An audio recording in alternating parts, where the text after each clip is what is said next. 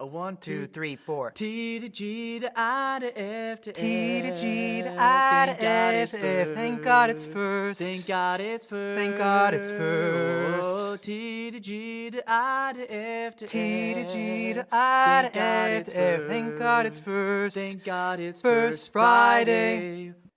Hello, everybody. I am Deacon Luke Rawicki. And I'm Brother Andrew Torrey. And we are pumped for this First Friday March episode. First Friday of March, First Friday of Lent. And there's so much to talk about, especially with everything happening in the world. That's right. Yeah. All this dramatic, tragic situation in Ukraine and the need for peace. So that's going to be the theme of this month's episode of TGIF. And we are going to talk about peace in Ukraine, but I think the Pope's call for peace has a lot to do with peace back at home in each one of our homes, in each one of our lives. And that is going to help make peace practical in your day-to-day life as a way to truly help Ukraine and all these people. What can I do? That's what we're going to talk about. Well, Andrew, first, just give us an update. What's been happening in the Eternal City? So yeah, here thousands of miles away from Monterrey, Mexico, life is going on. The second semester has started. My favorite classes this semester are on the church and on liturgy, but definitely the most exciting thing that's happening is 2 months and how many days away? Like 4 days, 5 days away. Yeah. Which are the priestly ordinations in which somebody on this episode is going to be ordained, right? Which one of us, Brother Luke? So we have a special guest today, and that's me. No, just kidding. No, but I am 2 months away from my ordination, and along with about 35 other brothers. Not everyone's going to be ordained in Rome because of COVID, unfortunately. But the important thing is that we will all be ordained priests sometime in the next couple months. And so obviously just getting excited, making preparations for like where I'm going to celebrate my first mass and my second first mass and my third first mass. And most of my family's be able to come. All my siblings are able to come. Just very grateful for all that God has done during both Brother Andrew and I, as you all know, started 2009. And so we've been at it for a long time. And so to be arriving to this point, very much thanks to all of your prayers, is Amen. a huge moment.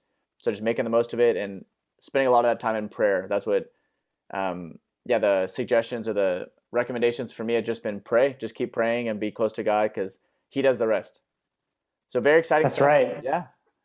That's right. Yeah, we're excited here in Rome too. We just had our first choir practice. There are 40 people in the choir for the ordination mass, and it's going to be really beautiful. We're going to sing in all these different languages because the deacons being ordained come from, I think, like 7 or 8 different countries, something like that. So it's going to be a beautiful ceremony. Those of you who can come to Rome, you're going to really enjoy it. And those of you who aren't able to, you should tune in because it's among the most beautiful ceremonies I've seen in my life. And it's going to be amazing. Will you be doing anything more exciting at like 4 a.m. or at 3 a.m. if you're in the US? Like, come on, you can always connect via the live stream. You know, you don't want to miss this opportunity. So the name of this episode, rather than telling you, we're just going to sing it to you. A whole new world. Piecing peace, piece by piece. So a little play on words there between peace and peace. Between peace, world peace, like peace, and finding it that it's in a lot of ways broken right now in pieces. And so how do we piece back together piece by piece? That's what we want to talk about because we can think like Brother Andrew, I think just like kind of your reflection on what world peace is and what that means is really a good way to like start off this theme. Like what is world peace? Yeah, we can't look at it like some abstract concept, like it's up there, like in the skies, like circling the globe, like this aura of like, I don't know, golden colors that just make, peace, Sprinkle down pixie dust. Peaceful exactly. Yeah. That does not exist. It does not exist. Does not exist. What does exist are people who are at peace. Yes. among themselves, but first of all, with themselves, people who are at peace with themselves. So in this episode, we want to take a look at what does it mean? What does peace mean? Like both philosophically, theologically, and what is that? How can I cultivate peace in my life? Because honestly, if we look at the situation in Ukraine and also other places in the world that we can't forget about, like the war that's going on in Syria, the war that's going on in Yemen, these communities in Nigeria where Muslims are continuing to persecute Christians, it's all over the world still. But the fact that it's in Ukraine, obviously, it's closer to the Western world. So we need to look at what is peace, and how can I cultivate that in my own life? If we look at the situation, go ahead. I was just say, like, we can think like an enemy to peace is Putin. Okay, and in a certain sense, okay. But there are a lot of other enemies to peace, and one of them is sin. One of them is our brokenness, the brokenness of our human nature. Like, these are obstacles or things that we can daily fight against in a very practical way. Like, that's why I like your way of just putting it like in perspective. World peace is not something abstract, but it made up a lot of people who are living in peace with themselves, and that implies that the brokenness and the sin is not getting the best of us. And I was thinking of an example of, like, when I'm not at peace, how that affects other people around me. Like, if I get a piece of good news and then something very small happens, it doesn't affect me. But let's say I'm having a bad day and the waiter at the restaurant gets my ham and cheese sandwich order wrong and throws. Why would you order a ham and cheese sandwich at a restaurant? First of all, that's what I want. That's what I want to know. Okay, I ordered lobster with ham and cheese on top. All right, and that lobster with ham and cheese on top also comes with like a big blob of mayo, and I hate mayo. Like, if I just got like good news, like, my family, I'm gonna have another niece or nephew, or I'm getting ordained in 2 months, or I don't know, I just got in, we just had this project and it was a huge success and we're getting, like, it's going forward. A little bit of mayonnaise isn't going to throw me off. But if I'm having a bad day, I will explode and be like, how could you get this wrong? And like, beep, beep, and all these things. Yeah.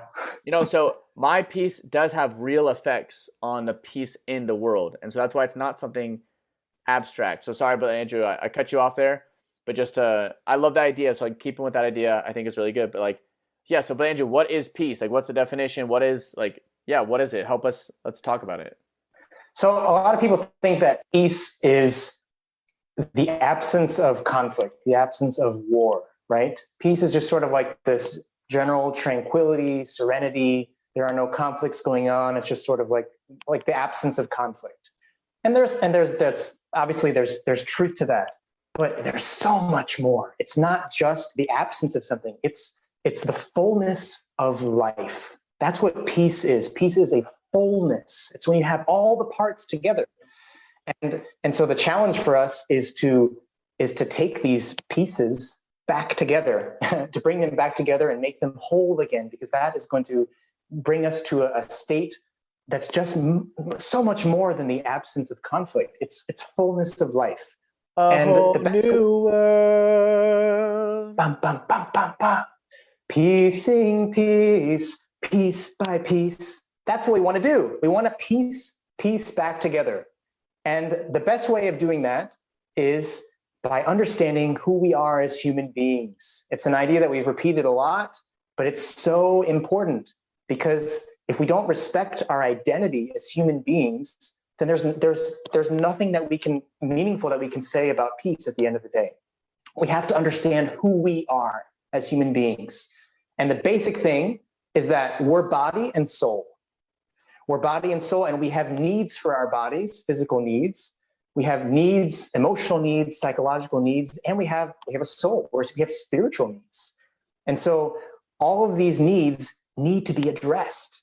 And once they're addressed, then we can live in peace. We live in fullness of life. So that's generally on a general level what it means to be at peace, is to identify and respect the needs that we have rooted in who we are as human beings, especially in our body and our soul.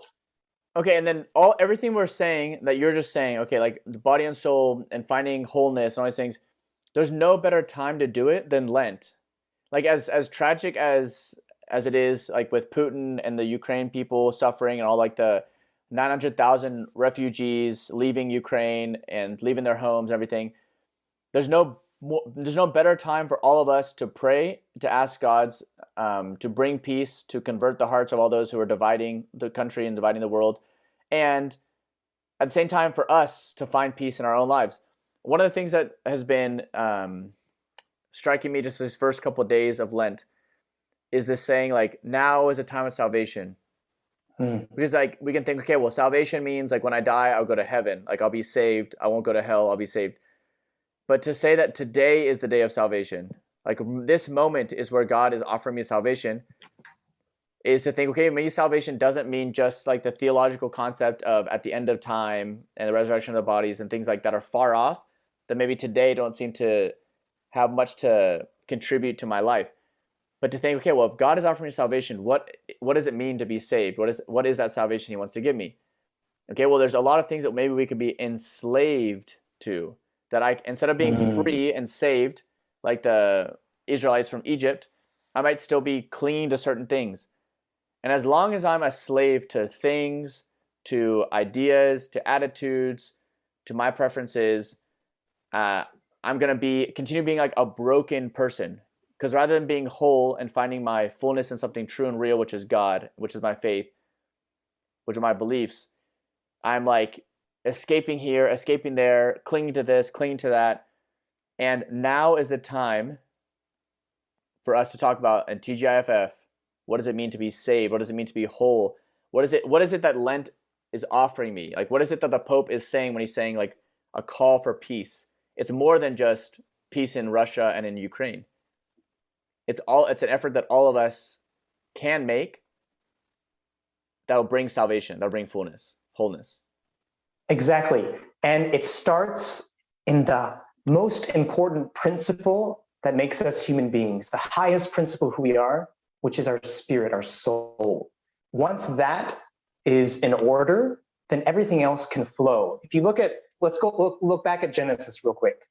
So once Adam and Eve sinned, once they ate of the forbidden fruit, everything fell out of harmony. So Adam had to till the earth with the sweat of his brow. Eve, would give birth.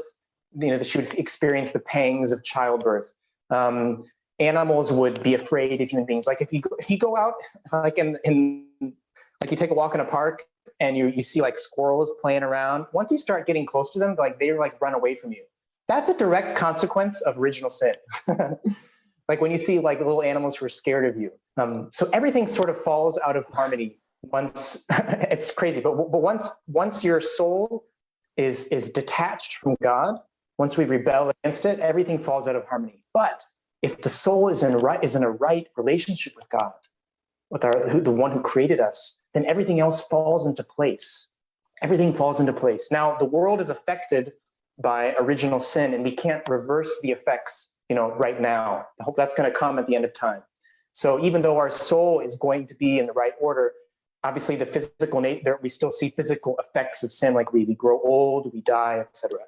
So that, unfortunately, that's part of our just punishment from sin, right? From the sin of our first parents. But still, that doesn't mean that we can't have harmony, because the most important principle in our life is making our soul beautiful, making our soul like God.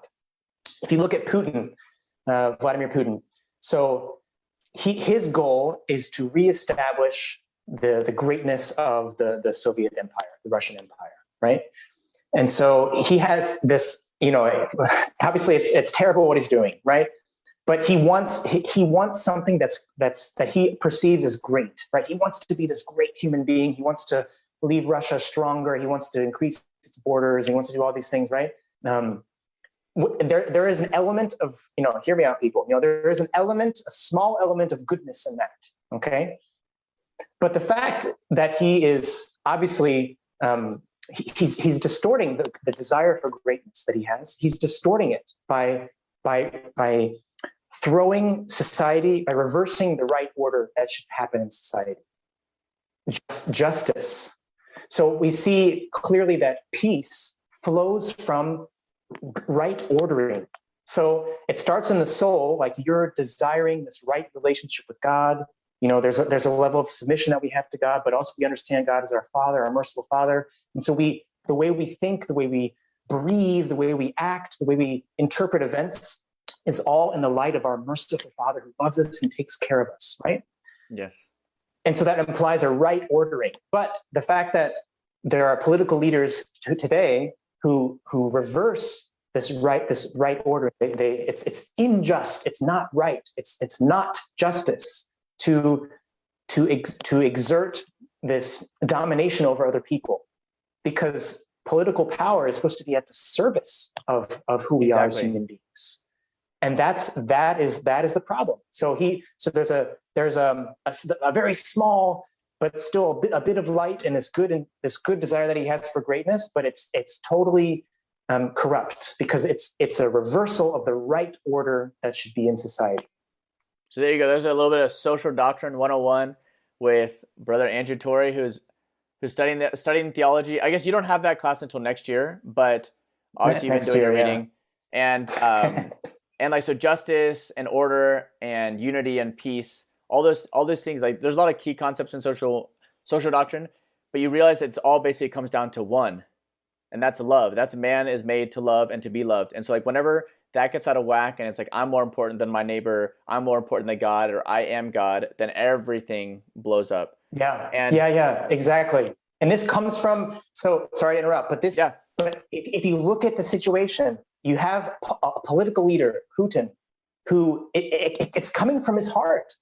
This disorder is coming from his heart. And I think Jesus said it, or somebody in the Bible said, out of the fullness of your heart, the mouth speaks. And also Jesus did say that it's not what goes into man that makes us, I don't know what the word was, sinful or wrong or bad. It's what comes out. And so pure. And so exactly. And so if we don't have guard over our hearts, and this is a really good exercise in Lent, if we don't examine what's going on in our hearts, the emotions that we're feeding, the good or bad, the thoughts that we entertain, etc. If we don't examine ourselves, there's no reason why we couldn't end up one day oppressing other people. We are totally capable of doing the same thing that Putin is doing. But the difference that we have between us and him is that we can start to he can do it too, but we need to start to look at our hearts now and say, hey, like I need to watch over myself, because if not, I could end up like him. I could end up dominating other people, and that is not where peace flows from. Yeah, and it's also like you were saying, it's like there's some type of good that maybe he perceives, but it's out of whack, because there's like no good end comes by evil means. And like that's just ethics 101. Again, it's like you can't say, okay, well, I want to bring order to the whole world, so I'm going to take everyone over, I'm going to take away their freedom, I'm going to dominate, I'm going to impose my will. No, obviously you can't do that.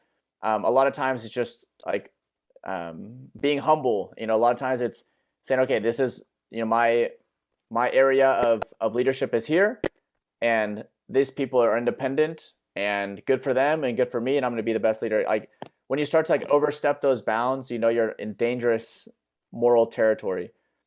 And like you went back to original sin, and I was like, okay, well, if we're broken, there's nothing we can do, then should we just give up? And obviously, what is the answer to that question, Brother Andrew? No, we should not give up. We should not give up, because like we can't. Thank you for that segue. we can't give up, but we can't beat. I can't piece back together peace in my life. I can't, because we're broken. And so someone else had to come, and someone else had to do that for us, and that was Christ on the cross. And so in the effort we make Lent to like not eat chocolate cake, or to watch less Netflix, or to not spend so much time on Instagram and TikTok, like these things can be very shallow if it's not united to the cross of Christ, which is redemptive, which ends with Easter Sunday, which is the resurrection. And so there is so much hope when we don't do it alone. Like when we do it alone and think, okay, well, the world's a disaster, and if I look at myself, wow, like Brother Andrew's saying, I could be like Putin tomorrow, like oppressing people, like that's pretty depressing. But if I think, wow, Christ already beat sin, he already defeated death, and so how can I have a share in that victory? Okay, well, I'm going to unite my small sacrifice today with his infinitely powerful sacrifice, and that's how I can little by little piece back together my life, make myself whole, and have an effect on where I work and my family, with my friends. And that, if everyone in the world does it, if Putin listens to our podcast and everyone like takes seriously the message of Christ and the gospel, which is I came to give you fullness, so you have life to the full, wholeness, joy, peace, then this world can be reversed, but it's through the grace of Christ that we allow to work through us. So with Brother Andrew's like doomsday speech there, which was good. That wasn't doomsday. Was it? I mean, it was true. As you were talking, I was like, okay, I need to give these people some hope too. So is that like to not forget that Christ's cross wins. And no, it wasn't a doomsday speech, but it was like just like the truth of the brokenness of the world and the effects, like terrible effects it's having on people's lives. But there's also Christ's salvation also has real effects on our lives and gives us every reason to not lose hope. Amen. Amen. And there's so many examples that we can that can help us also not to lose hope. Just the very well-known current example right now of the president of Ukraine, Volodymyr Zelensky. He is staying with his people in the city of Kiev, which is being battered day in, day out, hour by hour, soldiers dying. He is staying in the thick of it. And he told so Biden offered, any president would have said this, right? He offered him like a way out, like to protect him, etc. And he said, I need ammunition, not a ride. Like this is a man who is with his people. There are so many signs of goodness in the world. There's so many good examples of people who invite us to be courageous, to be valiant, to live life as an adventure, to not be afraid, to launch out into the deep. Like Jesus was the best example. Like he marched straight on to Jerusalem, knowing the death that was going to await him, but he knew what was going to happen after, right? So there's so many examples that we need to let ourselves be given so much hope by. Like Brother Luke, your grandfather recently passed away, right? Tell us about your grandfather, an example, because he was an amazing man who I think really shared a lot of these values and lived them out. Yeah, I love what you were just saying, and I'd love to talk just one little story about my grandpa too that goes perfectly with what we're saying. But just what you're saying just reminded me also of like the reason we have hope is because where sin abounds, grace abounds all the more. And so like whatever evil is present in the world, maybe God doesn't like take away that evil, like he doesn't want to ever invade on our freedom, our free will, even like whether we're doing good or doing evil. He doesn't ever take that away because he calls us to love, and that's a necessary element so that we can love God. But what does he do? Like in the face of evil, he accompanies us and he brings out an even greater good. And that's something that hopefully, like in whatever situations in our lives, like when there's a death that seems like it was unjust, or why does this innocent person suffer? Why are these people in Ukraine who are innocent suffering? It's always, we can ask endlessly, why does God allow that to happen? But we can also look for those signs of his presence, like the heroism of these people of Ukraine. And I've seen like athletes, there's Miss Ukraine, who's grabbed a rifle and put on the equipment to fight for her country. There's professional boxers that have done the same thing. All these people could easily fly out of their country. They have probably another house in some other country and live peacefully. But this is my country. Like, look at the heroism. They're willing to sacrifice their lives. My grandpa, who passed away last week, was a survivor of the Holocaust. He's Jewish. He was Jewish. He was caught in there at 13 years old in the mess of all the Nazi oppression, the persecutions, the Holocaust. He lost his dad, his mom, his sister to either gas chambers or to shooting in the case of his dad. Oh my gosh. And in the case of like such brokenness and hatred, my grandpa chose love. And my grandpa made it to the United States as a young man. He started a family. And one of the words, during this memorial service at the synagogue in Tampa, Florida, just earlier this week, my brother was talking about the legacy that my grandpa would have wanted to leave behind. And it was basically exactly what we're talking about in this podcast. It was saying like, we have to end discrimination. We have to end. And so my grandpa dedicated many years of his life to telling his story and like the horrors of it, but not to scare people, not to drudge up grudges, but it was so that history would not repeat itself. And one of the things that my brother was saying, which was like everyone was nodding their heads as we were listening because it was so true, was that whenever you had a conversation, a political discourse with my papa, you'd sit down with him and you'd bring up your opinions. If he didn't agree, he told you, but you know, like then you were less in his eyes because he would ask you, well, what do you think about this? And he was very inquisitive and curious and wanted to know more. He wanted to be enlightened and to enlighten, but it was never like he was never closed off to opinions. And I don't know how much his opinion really changed when he talked with someone from the opposite spectrum, you know, the political spectrum, but you never felt like you weren't listened to.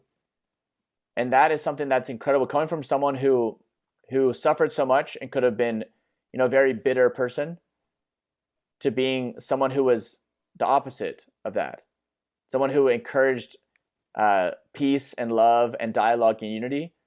Like if he could overcome that, it's a constant inspiration for me to strive to like not be conditioned by, you know, certain difficult moments, but to always be that instrument of peace and the instrument of love. So I love you, Papa, and we can just learn a lot from your story, learn a lot from your heroism during the time of the war until the last day of your life here on earth when you were thinking of others. So that, I think, is a great story of piecing peace back together, you know, and making Praise God. a whole new world. Piecing peace, piece by piece. Man, that's so awesome. Praise God for your grandfather. Amen. I think it's so clear that he understood that an absolute principle in human society is the dignity of the human person. So he knew that he could have been talking to somebody who was in the total opposite spectrum or whatever he felt was right. But he listened, like you said, like he listened to them, he welcomed them. Maybe he didn't change his mind, but he was still like, okay, you know, like we're on the same team, you know? And that is so important. That's such an important part of peace is the dignity of the human person. It doesn't matter if the person is totally different from who we are, but we can still sit at the same table. I can still serve him a cup of water. I can still talk with him. I can still, coexist peacefully together. And it's so important. I think Christians, we have a special duty to spread this type of awareness in the world, this type of communion, the charism of communion, I think is such an important part of who we are as Christians, and especially for you and me, Deacon, as going to be priests, to spread communion among people. That's one of the most beautiful charisms I think that anybody can have, because there's so much disintegration in society, not only on friendships or on a human level, but so many people are separated and fragmented and political polarization, but we need communion, right? But if we take the speech even further, so this is just on a philosophical level, on the level of society, peace comes from a right ordering, from justice, etc. If we go to the Bible, it gets so much better, so much better. Everybody knows the word shalom, right? Shalom, you remember, it means peace, right? Yes. There's a greeting that people say even today in Israel. I'm not a Hebrew expert, but I looked it up right before this podcast. And they say Shalom Aleichem, which is I think it's like peace to you or something like that.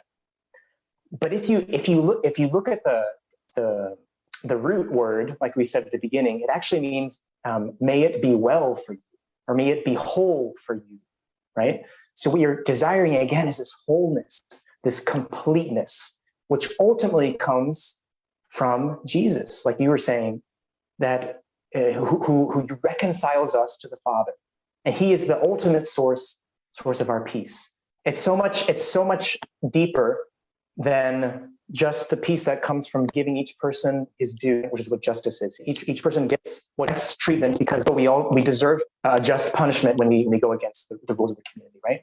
But it's so much deeper when you bring it to theology. You and I are reconciled to the Father, and so that means that we're no longer these strangers. We're brothers and sisters. We're family, and that's amazing. That for me is where the profoundest peace comes from.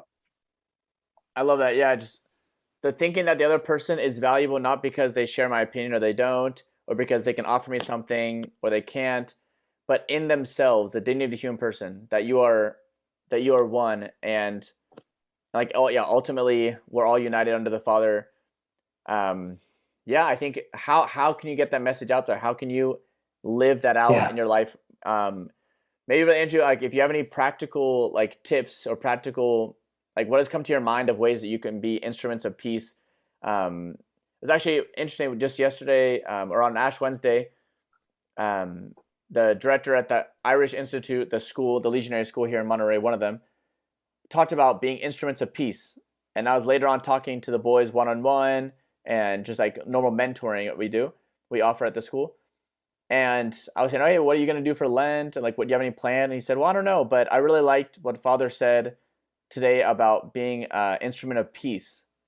And I thought, well, hey, like, and I kind of mentioned to him and that, well, that's a lot of times when we hear something and it stays with us, it's like the Holy Spirit telling us. So maybe what are some ways that we can throw out there and get people thinking like, Lent isn't just about giving up chocolate, and especially this Lent, which is the time of salvation, which Pope is calling us, hey, like, we need to bring world peace. Like, what are some practical tips we can give to our listeners, or ideas or books to read or something that maybe will stick, maybe the Holy Spirit can use to inspire the TGIFF pod squad to live out this this call to making a whole new world? Any ideas? Yeah, tons of ideas. So pieces, right? There are so many different compartments of our life, right? There's so many different things that we do. We get up in the morning, we have our routine, we go to work, we go to our coffee break at a certain time, we put in a certain amount of sugar, we talk to this person, avoid that person, come back home, have a routine, go to this website, watch this channel, do all these different things, all these different activities. So many different pieces of our lives, right? Or different emotions that we experience, different thoughts. Peace is wholeness, like we've been saying. And peace is bringing together all of the pieces into harmony. One thing that we could ask ourselves in this Lent is, how am I living the normal things that I do? Like, I would suggest, don't resolve to do something extra. Don't do that during Lent. This Lent, be different. Don't do something extra. Just try to do the normal things that you do with so much love and purpose, right? And maybe that is obviously something extra because you're changing it. But it's not like, okay, I'm gonna restrict this, I'm gonna do that. I mean, those are good things, right? Like, one of the things that I'm gonna try to do also is to spend a little less time on social media, right? But I think the best thing that we can do is, instead of doing something extra, is where is my, like, the things that I do in my daily life? Why do I do this? Why do I act the way I act? Why do I talk to this person in this way? Why do I come home and immediately just want to go past the dirty dishes and just, plop on the couch? Like, why do I do the things that I do? And why do I do them in the way that I do them? Where's the fire? Where's the light? Where's the purpose that's pushing me forward? Where's the excitement and the adventure that even in the most boring things I can imbue with Christ's spirit? So I think the first thing is, like, the normal things I do. Can I get a little spark, a little spunk here? Can I get a little spunk in here? I like that. Like, where that could be a good way of like paraphrasing everything that Andrew just said. Like, can I get a little spunk in here? Or like, can I get a little wholeness in here in my life? Like, what is something I can do? Like, if it comes to like politics, one idea I heard, I wish I could remember where I heard it, but someone just suggested, like, okay, if you're always listening to Fox, listen a little bit to CNN. If you're always listening to CBS or ABC, whatever, or if you're listening to this podcast, why don't you try a podcast from like the opposite end of the opposite, like, or conflicting opinions? But not just that, to have your blood boil and your cholesterol go through the roof or whatever, but to see, okay, well, like, look for the good. Like, even Brother Andrew kind of made an exercise looking at Putin. Okay, well, Putin maybe is delusional, but he's thinking he's looking for a good. Okay, maybe there are people that we might say, okay, well, they're delusional too, but try to look for the good that they're seeking. Like, understand them from where they're at, because the world's never going to be this paradise that we all wish it was. Because maybe my idea of a paradise isn't really a paradise, and maybe my idea of a paradise wouldn't even be the best. but also just because God allows free will, and so we also need to allow free will. But like try to find the good of someone else's arguments, or I mean that's just one possible thing I'll throw out there. Yeah, that came to my mind. We're looking for the good. Yeah, bringing harmony. Another thing that I really hate. It's really frustrating. Are temptations. And I think it's a great. I think we're all in the same boat here. I think it's a really beautiful exercise in Lent to look at our temptations and to ask ourselves, okay, what is the like you just said, a great point that you just made. Like, what is the good that we're looking for in a temptation? And I'll just go right at let's go for the juiciest ones. Okay, lust. Okay, so a temptation. Sexual sin, pornography, all this stuff. What is the good that we want? Well, the good that we want is pleasure. It's a good thing. Pleasure is it's the most one of the most powerful emotions that God gave us. And if it weren't so powerful, maybe there would be so many people on earth, you know? So it's a good thing. It's a really good thing. So there are good things in our temptation that we seek. But the problem is that we seek them in the wrong way, you know? We're after something that's good, a need that we have, in this case, to be loved, to feel loved, even physically loved, but we're after it in the wrong way. And so the temptation is an opportunity to say, okay, there's this good that I'm seeking. But there's also a lie mixed in, sort of like Putin. He's seeking greatness, which is good, right? But he's not seeking the right type of greatness. And so the same thing happens to us at a much smaller level every single day, the little temptations that we experience. So let's during this Lent, let's look at our temptations and ask ourselves, hey, what am I looking after? What am I seeking? How can I obtain this good thing that I really want and that God wants me to have? How can I get it? How does God want to bring that to me? How am I fuller, with Jesus? I think temptations are awesome in that way. Yeah, temptations is the battlefield for us to grow. And so like Lent, any sacrifices or things that we're doing, like try to do it with the intention of like growing and becoming more whole. Not just, okay, I'm going to give this up for 40 days so that like starting Easter again, I just pick things right back up where I was. No, like let's seek growth and especially peace by overcoming those temptations, but having in mind, okay, like you don't have to be scared, like what Andrew said, like went to the juiciest one of lust. Like you don't have to be scared of temptations because there is some good there, but because of original sin, it needs to be purified and directed and channeled towards its true goal, which is willing to give to the other person, which is giving myself completely to another person, and according to your vocation, obviously. If you're married or if you're going to be a celibate priest or religious, those desires aren't, now they're bad. Oh, because I've said no to that. No, it's like channeling those desires to love and to give myself completely. Okay, but do that to your job, do that with your family, do that with, with like for us, like your brother priests, like how can I serve them? How can I give myself? How can I make my life a mission, for all those around me? Because that's where you find fullness.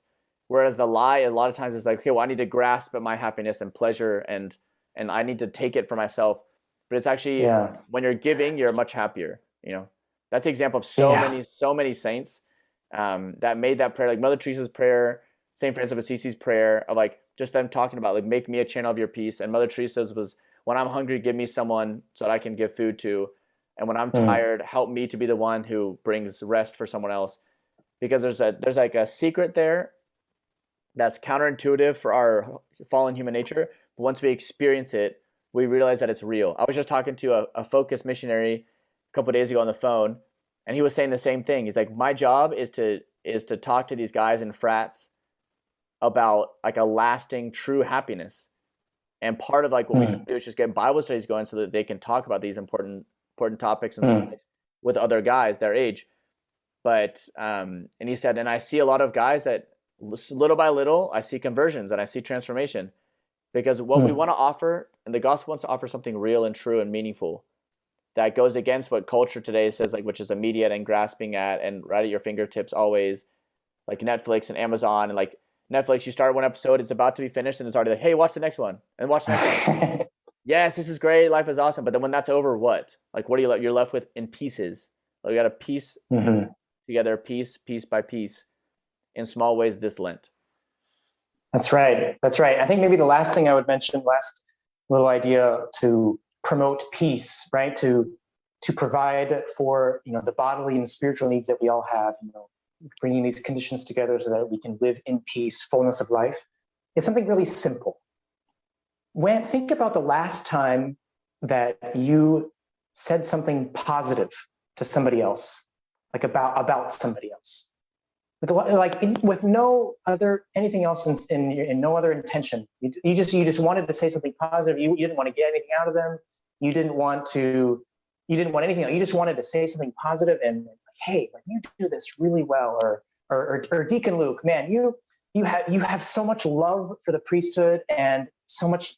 You're focused on God's mercy, and I can't wait to confess to you, and et cetera. Like, when was the last time you said something positive feedback? Because that changes so much. It helps people. It promotes peace. It promotes harmony. It's good. So I think giving positive feedback to other people is a really concrete way to promote peace. I love that, but Andrew, and I hope you continue being such a genuine person. Like, just on your heart, what you've thought about, what you prayed about, you live, and you invite other people to live it. Like, you have to keep that up too. And I think that's a way that God's asking you to be an instrument of peace. I love what you just said. I think we'll end it with that very positive vibe that hopefully everyone will realize, hey, like, this peace thing gives me good vibes. This peace thing is like what God invited me to go deeper this Lent. I want to live that. I want to piece by piece. Piece it back together. Because it's a whole new world. We don't just do, we Dunque. God bless everybody. Bye. God bless. What was that? TGIFF. What was that? Two brothers in Rome. What was that? TGIFF. What was that? It's a double F, not a singular F. TGIFF. Instagram is TGIFF.podsquad. Facebook, Instagram, Internet. all over.